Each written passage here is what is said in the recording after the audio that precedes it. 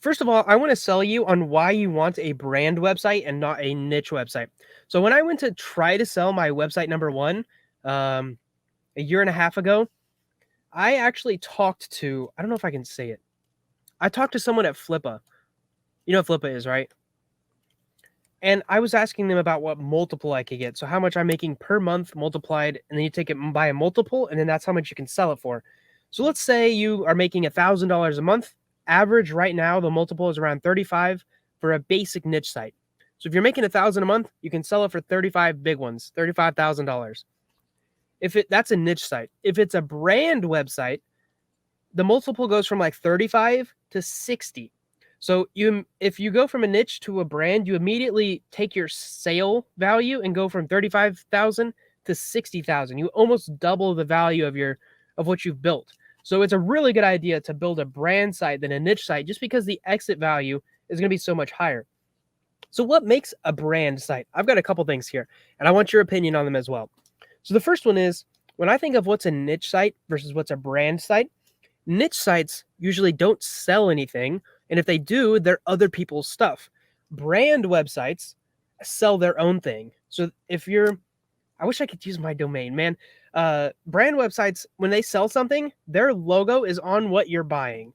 We'll just go ahead and say it. So we started a tea website. It doesn't get any traffic. It kind of sucks. We'll work on it one day. We started a tea site.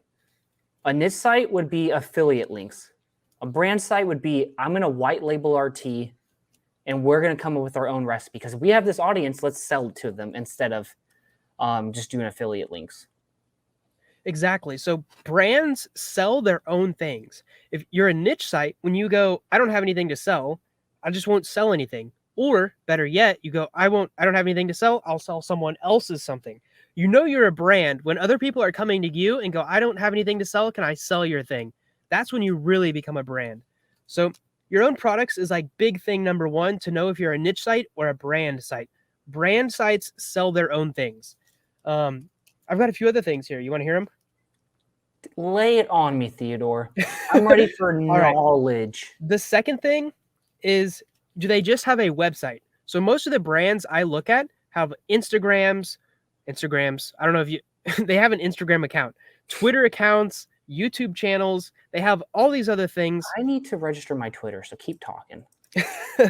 They have all these different social media things to have a presence on all of those websites. Niche sites, they're like, I'm just trying to make a check. I'm putting content out there. It's on the website and I'm getting a check from it.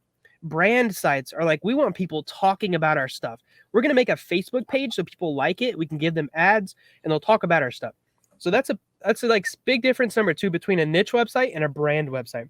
And remember, the difference between these two is like twice as much value.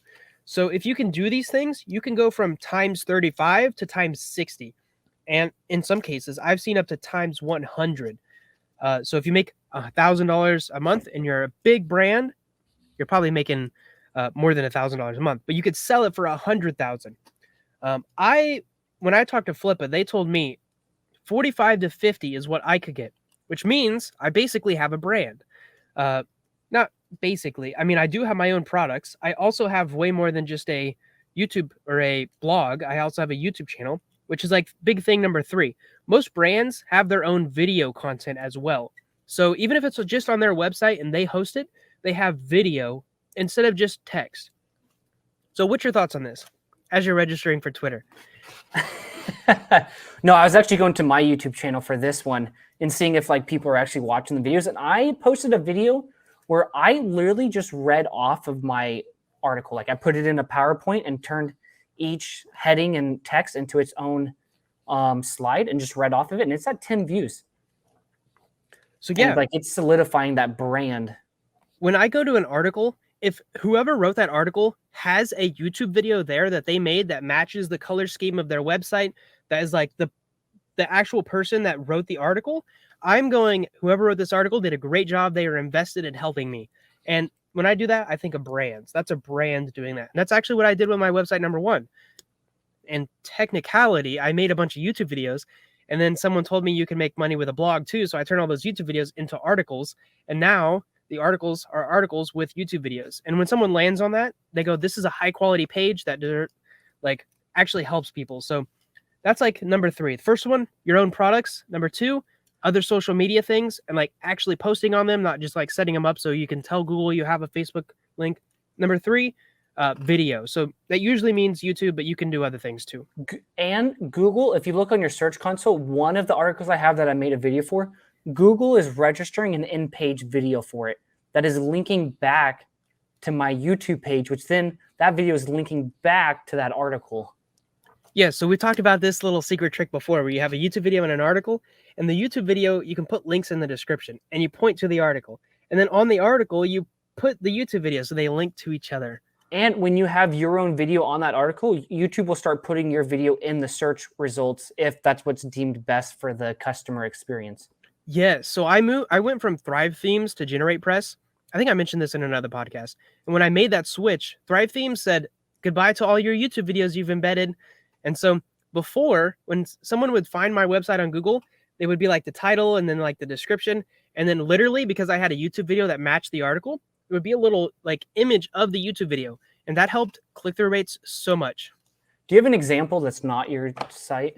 I'll try to find one. Let's see if there's any. I'm trying to stay in the pest niche, but Yeah, I don't think I could find any. That'd be hard to. You see them pretty often on mobile compared to desktop. So you see the little videos a lot more on mobile. So those are like the 3 big ones. And I think I'm going to clip this video and put it on the channel, by the way.